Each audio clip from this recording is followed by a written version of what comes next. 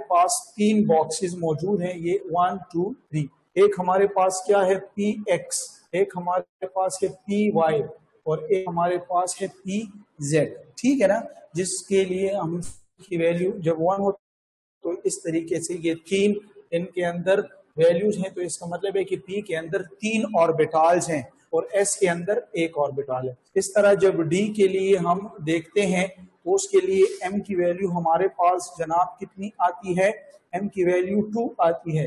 जब 2 आती है तो वही रूल अप्लाई करें, माइनस से चले जाएं पॉजिटिव की तरफ, तो 2 वैल्यू है तो पहले -2 फिर -1 फिर 0 फिर +1 फिर +2। तो इस दौरान अगर आप देखें तो आपके पास 1 2 3 4 और 5 ऑर्बिटल्स जो हैं तो डी में निकलते हैं, जिसको अगर हम फैक्टोरियल डायग्राम ड्रॉ करें तो इसके लिए हमारे पास कुछ इस तरह वैल्यू है, ये 0 1 +1 +2 -1 -2। और इसके लिए हम जो बॉक्स डायग्राम जब हम बनाते हैं तो हमारे पास ये डिवाइड हो जाएगा 5 में, 1 2 3 4 5। तो एक हमारे पास आता है dxy dyz dzx dx square y square और dz स्क्वायर, ठीक है। तो ये हमारे पास d के लिए आए। और इस तरह अगर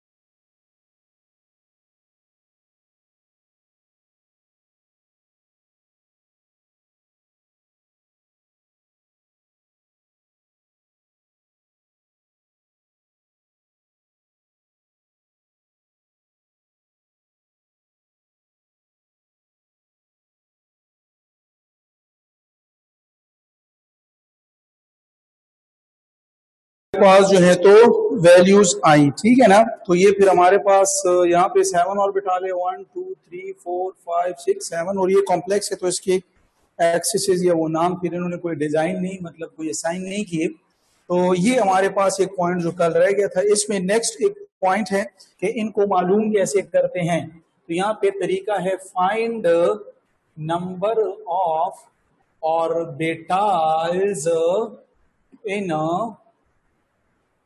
सब शेल, यानी किसी सब शेल के अंदर आप ऑर्बिटल्स को कैसे फाइंड आउट करते हैं। तो इसके लिए भी आपकी ही बुक में एक ट्रिक मौजूद है जो बहुत सिंपल है, जो हमारे पास है 2l+1 वाली ट्रिक, ठीक है, 2l+1 वाली ट्रिक।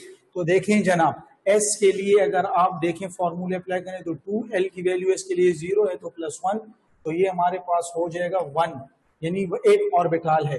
इस तरह अगर आप p के लिए अप्लाई करते हैं तो 2 इंटू एल के वैल्यू p के लिए 1 है तो +1, तो ये 2 1 2 और 1 इज इक्वल टू व्हाट 3। तो इसका मतलब है कि p के अंदर 3 ऑर्बिटल हैं। इस तरह जब d को आप देखें तो d हमारे पास 2 इंटू एल की वैल्यू 2 है और ये +1, तो ये 2 2 4 +1, तो हमारे पास क्या हुआ, ये 5 ऑर्बिटल एंड सो ऑन।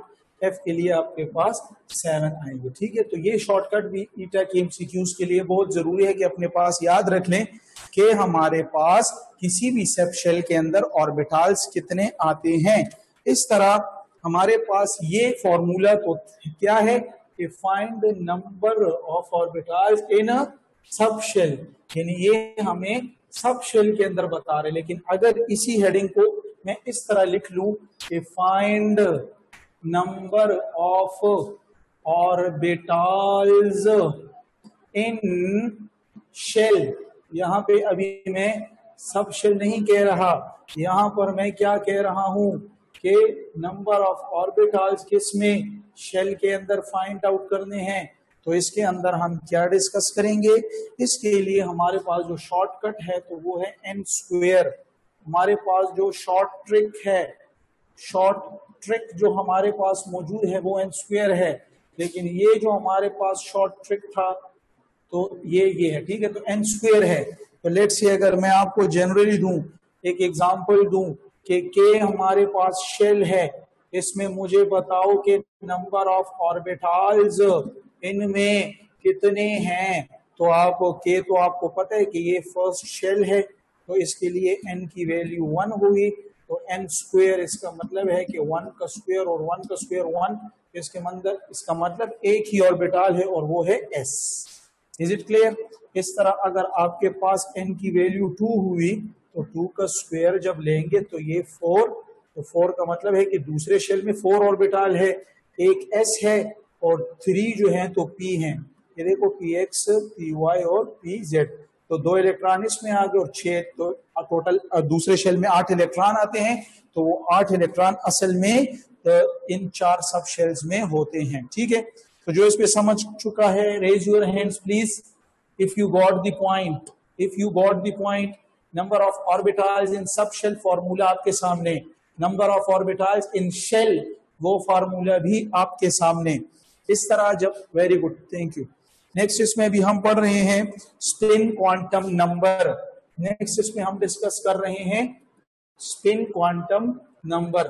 तो स्पिन क्वांटम नंबर जो है तो ये हमारे पास क्या है, स्पिन क्वांटम नंबर जो है तो ये हमारे पास क्या है। स्पिन क्वांटम नंबर हमें क्या कहता है? स्पिन क्वांटम नंबर हमें कहता है कि अगर हमारे पास एक इलेक्ट्रॉन है, ठीक है, अगर हमारे पास एक ऑर्बिटल है, इस ऑर्बिटल में 2 इलेक्ट्रॉन्स हैं, 2 इलेक्ट्रॉन जो होते हैं तो हर एक इलेक्ट्रॉन का अपना एक्सिस होता है।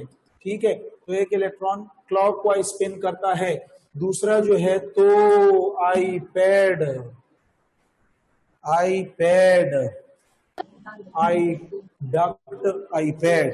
जी। सर ये गलती से हुआ है मेरे ख्याल में। अच्छा, वेरी गुड, आपने गलती से किया, लेकिन शाह अब्दुल्ला भी क्वेश्चन करेगा। जी जी शाह अब्दुल्ला। सर अस्सलाम वालेकुम सर। वालेकुम सलाम सर जी द रेडियल नोट्स और द एंगुलर नोट्स जी द रेडियल नोट्स और एंगुलर नोट्स अतलगो सर जी दा बसिंग फाइंड हुआ zama bace da uzza kom ce da spin quantum number ubum kana no tasu la pade radial or angular notes pade dumra ډېر short trick بدر کوم چې book نزياتي دي ان شاء الله. خام او سر جی یو بل کوېسچن سر جی د کوانټم نمبر کې ورکړی دی اټ دا میګنیټک کوانټم نمبر کې اټ ایکسپلینز magnetic property no sir ji magnetic property दा څنګه explain کی sir دا explain की کنه magnetic property چې ته دا S ته واغسو یو ته چو پی 3 ته ډیوائड پی 3 को divide हो गया D 5 को, तो ये असल में मैग्नेटिक फील्ड से पास करने के बाद मुख्तलिफ एक्सिस में डिवाइड होते हैं, तो इसका ये मतलब है। ठीक है, ठीक है sir, thank you. Okay okay. एमान आसिफ अस्सलाम वालेकुम सर। वालेकुम सलाम। सर एक एमसीक्यू है, continuous absorption spectrum is obtained from, पहला ऑप्शन है एक्साइटेड एटम, दूसरा है एक्साइटेड मॉलिक्यूल्स, तीसरा है ग्राउंड स्टेट मॉलिक्यूल और चौथा है ग्राउंड स्टेट एटम्स। ये कंटिन्यूअस स्पेक्ट्रम जो है तो ये एक्साइटेड एटम से हासिल होता है। एब्जॉर्प्शन स्पेक्ट्रम नहीं, कंटिन्यूअस स्पेक्ट्रम। सही है सर। नहीं सॉरी, आपका क्वेश्चन क्या है? फिर बोले, मैंने गलत सुना है, सॉरी, फिर बोले। सर ये है continuous absorption spectrum is obtained from. Continuous absorption spectrum, ये आप क्या कह रही हैं? सर ये ईटा की बुक में है। अच्छा, फिर पढ़े जरा शुरू से, आप पढ़े। Continuous absorption spectrum is obtained from, और इसका राइट ऑप्शन एक्साइटेड एटम्स ही है। नहीं, ठीक है, एक्साइटेड एब्जॉर्प्शन स्पेक्ट्रम है ना? Yes sir. तो ठीक है ना? सर ये हमारे पास एक्साइटेड मॉलिक्यूल्स तो नहीं हो सकता ना? मॉलिक्यूल्स में एक्साइटेशन होती है। नहीं, लाइन स्पेक्ट्रम है तो ये हमेशा एटम की प्रॉपर्टी, इसलिए इसको एटॉमिक स्पेक्ट्रम भी कहते हैं। अच्छा, यस सर। और सर वो एक आपने, सॉरी आपको इंटरप्ट कर रही हूँ, लेकिन वो जो रूटबर्ग्स कांस्टेंट का आपने फॉर्मूला बताया था ना, Me4 divided 8 epsilon not square h3c, तो उसमें वो हमें कहते हैं कि जो charge on the electron and proton is reduced to half है ना, तो present value of Rydberg's constant is r, then the new value of Rydberg's constant will be अगर मतलब सर उसमें हम खाली इलेक्ट्रॉन, इसमें बोला हुआ इलेक्ट्रॉन के चार्ज को भी हाफ करें और प्रोटॉन को भी हाफ करें। असल में देखिए रेडबर्ग कांस्टेंट जो है तो ये स्पेक्ट्रल लाइंस के साथ बेसिकली रिलेटेड हैं। इसमें जो आपके पास चार्ज या मास दिए गए हैं तो उस पे E4 और M लिखा हुआ है ना, तो जो भी अगर आपको डबल करना है या हाफ करना है उधर आप इक्वेशन में पुट करें और उसका LCM लें तो आपके पास इसका जवाब आएगा। ठीक है, पास R है जवाब R/16, लेकिन इसका राइट ऑप्शन R/8 दिया हुआ है। ये आप कौन सी बुक को फॉलो अप कर रही हैं जरा मुझे बता दें। Sir Moin publishers. ठीक है, ये 2018 का क्वेश्चन तो नहीं कह रही किधर आप? ये सर ये वही है। बस ठीक है, ये फिर इंशाल्लाह खैर मैं आपको यहीं पे सॉल्व कर दूंगा। ठीक है, सही है sir, thank you sir, thank you so much. Okay okay. अच्छा, तो इलेक्ट्रॉन जो है तो स्पिन क्वांटम नंबर एक में एक क्लॉकवाइज है और एक एंटी क्लॉकवाइज है। तो क्लॉकवाइज के लिए जो हमारे पास ये क्लॉकवाइज हुआ और ये हमारे पास एंटी क्लॉकवाइज हुआ। तो क्लॉकवाइज के लिए हमारे पास जो स्पिन कंसीडर होती है वो नेगेटिव हाफ होती है और एंटी क्लॉक के लिए पॉजिटिव हाफ होती है। तो as a whole total spin हमारे पास इसमें इलेक्ट्रॉन की इस ऑर्बिटल में हुआ नेगेटिव हाफ और पॉजिटिव हाफ, तो ये कैंसिल हो गए। तो टोटल स्पिन एक ऑर्बिटल में जिसमें 2 इलेक्ट्रॉन हो तो उनकी टोटल स्पिन हमारे पास क्या निकलेगी? 0 निकलेगी। यहाँ पर एक एमसीक्यूज में आपको बताता चलूं, अक्सर ये एमसीक्यूज प्रैक्टिस बुक्स में भी होता है कि मेरे पास D7 सिस्टम हो तो उसका स्पिन जो होगा तो क्या होता है। ठीक है, मुख्तलिफ वैल्यूज जो होती हैं तो वो आपको दी होती हैं। एक हमारे पास हो जाएगा हाफ, एक हमारे पास हो जाएगा 1, एक हमारे पास हो जाएगा 3/2 हो जाएगा और डी जो है तो वो है 4/2 हो जाएगा। ठीक है, तो ये आपके पास जो है ऑप्शंस हैं। तो हमेशा के लिए याद रखें जब भी आपको एक सिस्टम दिया हो, यानी D7 हो, D5 हो, D2 हो, D3 हो, P1 हो, P4 हो, जो भी सिस्टम दिया हो कि इसका मुझे स्पिन बताओ कि इसका स्पिन क्या होगा, तो उसके लिए फिर मैं यहाँ पे आपको क्या देने लगा हूँ, शॉर्टकट जो है। तो इसका मैं आपको शॉर्ट ट्रिक या शॉर्टकट बताता हूँ और इसका शॉर्टकट हमारे पास है कि spin is equal to n/2। ये हमारे पास इसका शॉर्ट ट्रिक है। ये n जो होते हैं तो ये नंबर ऑफ अनपेयर इलेक्ट्रॉन के बारे में बताता है। तो हमारे पास हुआ स्पिन इज इक्वल टू, तो D7 सिस्टम की बात हो रही है तो यहाँ पे मैं आपको D7 बनाता हूँ। D सिस्टम तो आपको पता है, इसके अंदर 5 ऑर्बिटल है, भी मैंने आपको बताई। और कौन सा सिस्टम है? D7 है। तो ये देखिए 1 2 3 4 5 6 7, तो मैं इसमें मेरे पास अनपेयर इलेक्ट्रॉन जो है तो कितने निकले? 1 2 और 3, तो अनपेयर 3 निकले। तो यहाँ पे आ जाएगा ऊपर 3/2। तो हमारे पास जवाब जो आ गया वो है ऑप्शन सी। तो जो इस पे समझ चुका है हाथ उठाएं, शाबाश। कि जब भी स्पिन के बारे में हमसे पूछा जाएगा तो हम इसको किस फॉर्मूले से इंशाल्लाह करेंगे? हम इसको इस फॉर्मूले से जो है तो पेश करेंगे कि इसके अंदर टोटल स्पिन जो है तो हमारे पास कितनी है। ठीक है, ये हमारे पास टोटल स्पिन जो है उसके लिए फॉर्मूला आ गया। तो स्पिन ये भी एक ट्रिक है जो आपको आते हैं। अभी जनाब हम एक ऐसे टॉपिक की तरफ जाते हैं जो कि हमारे पास है ऑर्बिटल्स होते हैं। ठीक है, अभी हमारे पास ऑर्बिटल्स होंगे। ऑर्बिटल्स की तरफ हम पढ़ते हैं। हम कहते हैं कि ऑर्बिटल की क्या तारीफ है, ऑर्बिटल किसे कहते हैं? तो ऑर्बिटल की डिफिनीशन ये है कि 3 dimensional region around the nucleus. Definition इसकी क्या हुई? 3 dimensional region around the nucleus is called orbital. तो अभी आप कहते हो कि सर हम तो ऑर्बिटल की डिफिनीशन कोई दूसरी तरह करते हैं। हम कहते हैं कि the region where the probability of electron is maximum. आपने तो कुछ और ही तारीफ कर ली, इसका क्या मतलब है? तो इस पे अभी मैं आपको समझाता हूं कि इसका क्या मतलब है। तो ऑर्बिटल पहले आप लिखेंगे 3 डायमेंशनल रीजन। फिर इसके बाद हमारे पास लिखें कि हमारे पास ऑर्बिटल्स में जो है तो s ऑर्बिटल जो होते हैं तो ये नॉन डायरेक्शनल होता है, ये नॉन डायरेक्शनल होता है ईटा के लिए, जबकि इसके अलावा हमारे पास बाकी जो है p, d और f जो है तो ये हमारे पास क्या हुए, ये हमारे पास डायरेक्शनल ऑर्बिटल हुए।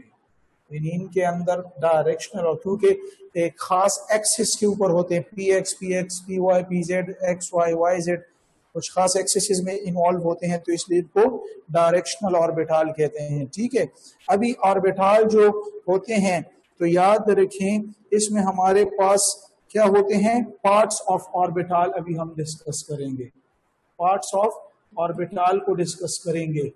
पार्ट्स ऑफ ऑर्बिटल को जब डिस्कस करेंगे उससे पहले हम सना अब्बास को क्वेश्चन का जवाब देंगे।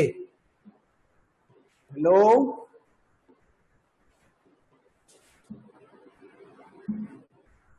सर सॉरी सर, मेरा तो कोई क्वेश्चन नहीं है, शायद रेज हैंड रह गया। I am really sorry sir. चलो कोई बात नहीं है, कोई बात नहीं। जश्न आजादी है, आपको मुबारक हो। 14 आपको अगस्त भी बहुत बहुत मुबारक हो सर। 14 अगस्त की खुशी में आज आप जो है तो किसी को भी समझ नहीं आ रहा, उधर इधर की बटन लगा रहे हैं, या तो किसी घूमने के लिए जाने, चले कोई बात नहीं है। Thank you. नो सर, ये वो आपने उस अच्छा, कोई बात नहीं, आप सबको सचमुच से भूल गया था। आप सबको जश्न आजादी मुबारक हो।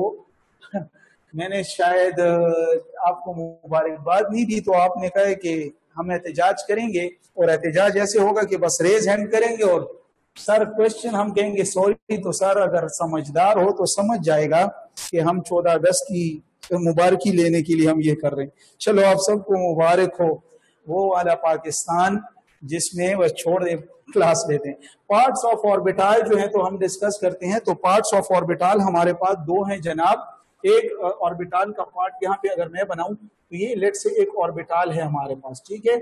इस ऑर्बिटल में ये जो रीजन होता है इसको हम बोलते हैं नोड, और इसका जो ये रीजन होता है, ये रीजन होते हैं तो इसको हम क्या बोलते हैं, लोब कहते हैं, ठीक है। तो इलेक्ट्रॉन ऑर्बिटल में इन लोब्स में होता है, is it clear, in lobes में होता है, तो नोड में यहाँ पे नहीं होता। तो इसलिए हम कहते हैं कि हमारे साथ पार्ट्स ऑफ ऑर्बिटल कितने हुए, दो हुए, एक हमारे पास हुआ लोब और एक हमारे पास हुआ नोड। लोब की डिफिनीशन फिर मैं इस तरह करूंगा कि वो जगह जहां पर हमारे पास 100% इलेक्ट्रॉन जो है उसके प्रोबेबिलिटी हो, यानी चांसेस उसके 100% होते हैं, वो लोब होता है। लेकिन नोड की जगह मैं वो डिफिनीशन लिखूंगा कि यहाँ पर हमारे पास 0% इलेक्ट्रॉन की चांसेस यानी मौजूदगी के चांसेस, प्रोबेबिलिटी पाए जाते हैं। Is it clear? तो 100% प्रोबेबिलिटी और 0।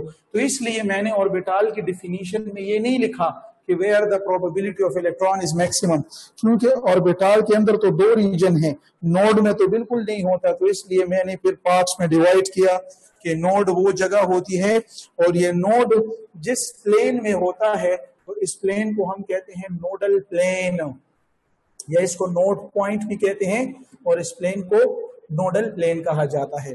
फिर नोड्स को अगर मैं देखूं, नोड को जब मैं डिफाइन करूं तो नोड की डिफिनीशन होगी कि the area, the region of the orbital where the 0% chances is present. और फिर नोड को हम डिवाइड किस तरह करेंगे, नोड के बारे में कैसे पढ़ेंगे, जो हमने शाह अब्दुल्ला ने भी क्वेश्चन भी पूछा। शाह अब्दुल्ला को मैं यहाँ पर अभी एक्सप्लेन करवा रहा हूँ, वो तो खुसूसी तौर पे देखें, और इसके अलावा जो बाकी पाकिस्तानी देख रहे हैं तो वो भी देखते जाएं। तो नोड को अभी मैं मालूम करूंगा, 3 ट्रिक्स याद रखें। नोड को मैं शेल में मालूम करूंगा, नोड को मैं सब शेल में भी मालूम करूंगा, और नोड को मैं ऑर्बिटल में भी मालूम करूंगा। तो ये कैसे होगा? शेल में अगर मालूम करूंगा तो इसके लिए मेरे पास एक शॉर्ट ट्रिक मौजूद है कि शेल के अंदर नोड को किस तरह फाइंड करेंगे, सब शेल के अंदर किस तरह फाइंड करेंगे, एक और शॉर्ट ट्रिक भी मौजूद है। और ऑर्बिटल के अंदर जो है तो ऑर्बिटल के अंदर फिर 3 में डिवाइड हो जाते हैं, 3 में डिवाइड हो जाते हैं। ऑर्बिटल के अंदर एक आपको फाइंड करना होता है नंबर ऑफ टोटल नोड्स। दूसरा आपको फाइंड करना होता है रेडियल नोड। और तीसरा आपको फाइंड करना होता है एंगुलर नोड। ठीक है, ये आपको फाइंड करना होता है angular node, radial node, total number of node. तो ये फिर फर्दर 3 फार्मूले। तो फिर इसके लिए भी हमारे पास एक शॉर्ट ट्रिक है और यहाँ पे भी एक शॉर्ट ट्रिक है। कुछ स्टूडेंट्स बहुत ही बेताब हो रहे हैं, वो कह रहे हैं कि सर बस जल्दी से बता दो क्यों इतना लेट कर रहे हो। शॉर्ट ट्रिक, ठीक है। तो अभी चलो जी बता रही हूँ। देखो अभी क्या होगा, यहाँ पे क्या होगा, यहाँ पे क्या होगा, यहाँ पे क्या है और यहाँ पे क्या है। तो नोट करते जाएं। शेल के अंदर जो शॉर्ट ट्रिक है वो है n-1 और n²। ये शॉर्ट ट्रिक है नोड्स मालूम करने के लिए। उसमें बस डायरेक्ट नोड्स है, रेडियल एंगुलर इनमें नहीं होते, वो फिर ऑर्बिटल में होते हैं। तो सब शेल के अंदर जो होते हैं तो उसका शॉर्ट ट्रिक है n-1 to l+1। तो इसके लिए हमारे पास शेल के अंदर ये ट्रिक है, सब शेल के अंदर ये ट्रिक है। जबकि ऑर्बिटल में टोटल नोड के लिए होता है n-1। ये ट्रिक है। ऑर्बिटल के अंदर जब रेडियल नोड मालूम करना हो तो n-l-1 ये ट्रिक है। और जब हम मालूम करते हैं l तो ये हमारे पास क्या हुआ, l एंगुलर नोड से ये इसका ट्रिक है। तो ये जो पूरा मैंने एक टेबल बना कर दिया, इस टेबल को इंशाल्लाह आप देखें तो जितने भी आप प्रैक्टिस बुक्स देखेंगे इंशाल्लाह आपके क्वेश्चन यहाँ से हल होंगे। मैं जरा आपको कुछ जनरल यहाँ पे करवा दूंगा प्रैक्टिस के लिए, तो फिर इंशाल्लाह आप समझ जाएंगे। अभी मैं कह रहा हूँ MCQs है, लेट से मैं कह रहा हूँ कि मेरे पास what is the number of nodes, what is the number of nodes in 3D shell। अभी देखो ना, अभी जैसे ही इधर आते हैं ना कि what is the number of nodes, तो लोग बस वो डायरेक्ट रेडियल और वो पूछी के होते हैं n-l-1 या मतलब वो सादे नहीं। ट्रिक को देखे, ट्रिक ये कह रहा है कि 3D शेल, तो शेल के बारे में पूछ रहे हैं। तो शेल के बारे में अभी मैंने आपको फॉर्मूला बताया है n-l और फिर क्या था हमारे पास n²। ये फॉर्मूला है तो क्या आ जाएगा, n की वैल्यू यहाँ पे क्या है 3-1 और 3 का स्क्वायर, तो ये आ जाएगा 2 और 3 का स्क्वायर हमारे पास 9 आएगा, तो ये आ गए 18। तो जो इस पे समझ चुका है हाथ उठा दे, शाबाश, raise your hands, very good very good. देखिए सारे एनर्जी में आ गए हैं, ज्यादातर लोगों ने हाथ उठाए हैं। अभी इस मर्तबा हाथ सही उठाना, ठीक है, ऐसे ही हाथ ना उठाया करें। चले एक और MCQs में अगर आपको लिख दूं, एक और लिख दूं, व्हाट इज दी, सिर्फ समझाने के लिए सिंपल एग्जांपल दे रहा हूं कि आपको आसानी से समझ आ जाए, वरना फिर कंफ्यूज हो जाएंगे। What is the number of nodes in 3D sub shell. बात खत्म हो गई। अभी मैं क्या पूछ रहा हूं, अभी मैं सब शेल के बारे में पूछ रहा हूं। तो फिर वही फार्मूला के इसके लिए हमारे पास शॉर्टकट क्या था, शाबाश, शॉर्टकट हमारे पास था n-1 to l+1। ये हमारे पास क्या था, ये हमारे पास शॉर्टकट था। तो ये हमारे पास शॉर्टकट था तो हम यहाँ से क्या पुट करेंगे, ये हमारे पास 3 है तो ये 3-1 2, l वैल्यू क्या होगी, तो d है तो d के लिए l की वैल्यू 2 होती है, आपने अभी पढ़ा था पिछले में। ये 2 तो ये हमारे पास +1, तो ये हो गया 2, ये 4 + 1 तो ये हो गया 2, तो ये 5, तो ये हमारे पास हो गया 10। Is it clear? तो 10 टोटल नोड्स हुए सब शेल के अंदर अगर 3D हो।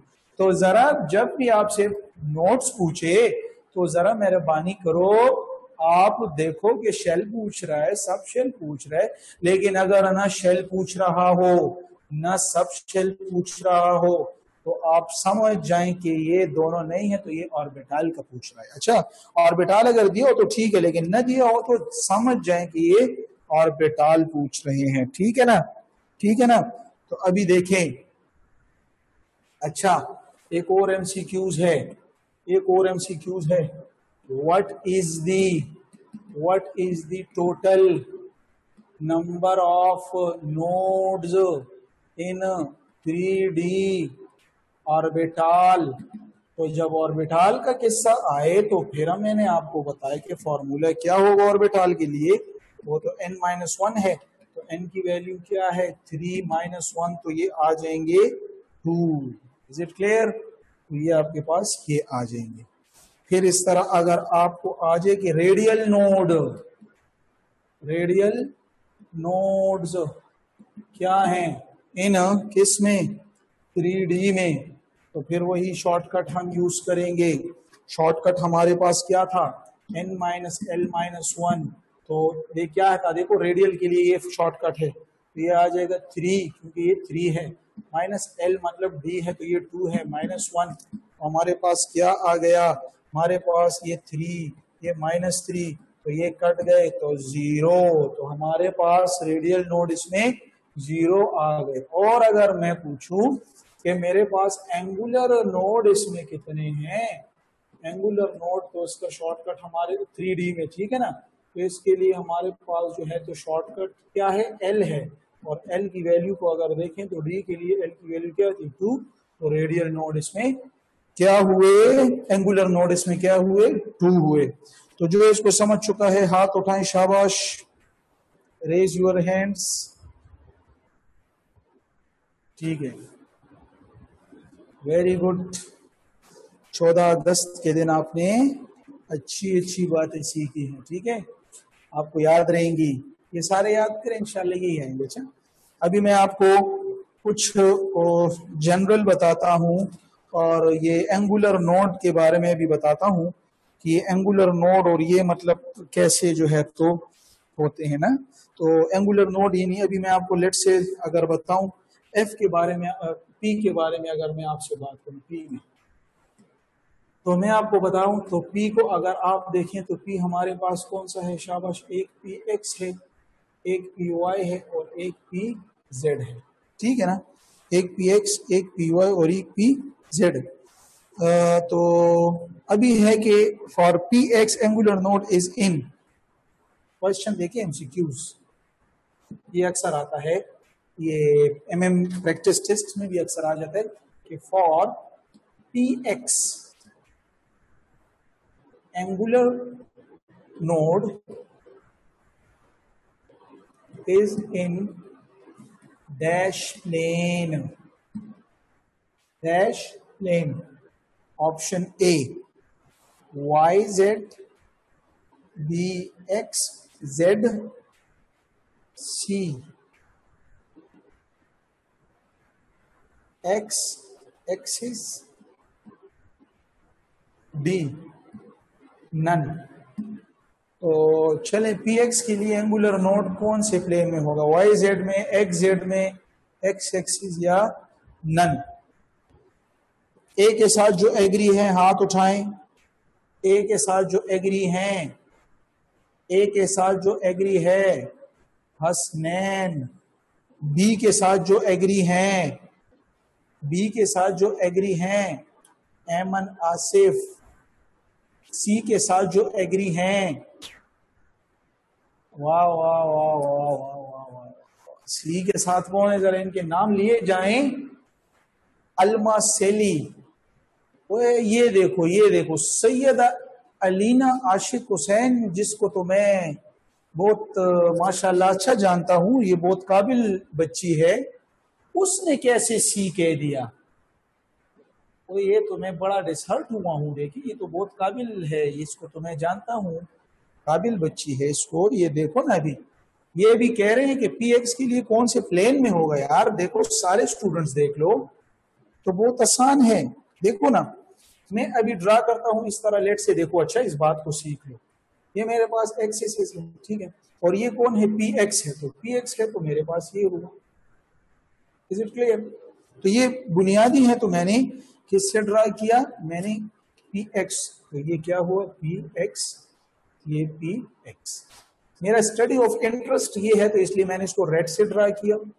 लेकिन अगर मैं इसको देखूं तो ये पी वाई मैं कंसिडर कर लूं और ये पी वाई कंसिडर कर लूं, ठीक है, और अगर मैं इसको कंसिडर करूं तो ये मेरे पास क्या हो जाएगा, ये पी जेड हो जाएगा, ये पी जेड हो जाएगा। अभी देखो ना आप यार, सारे बच्चे देखो, ये हमारे पास क्या है, ये हमारे पास पी एक्स है, तो ये लोब्स होते हैं। तो याद रखें कि जो इलेक्ट्रॉन अभी प्रोबेबिलिटी होती है, तो इनके करीब वाले, इसके साथ करीब वाला जो लोब होता है और इसके साथ जो करीब वाला लोब होता है वो कौन कौन से, इसके करीब ये है, तो इलेक्ट्रॉन इधर तो होता है लेकिन इधर भी इसके चांसेस हो जाते हैं। तो इसके एक करीब ये साइड भी है तो यहाँ पे भी हो गया। Is it clear? इस तरह अगर मैं इस दूसरी साइड पर आ जाऊं तो फिर इसके करीब एक ये जगह हो गई और एक इसके साथ ये हो गई।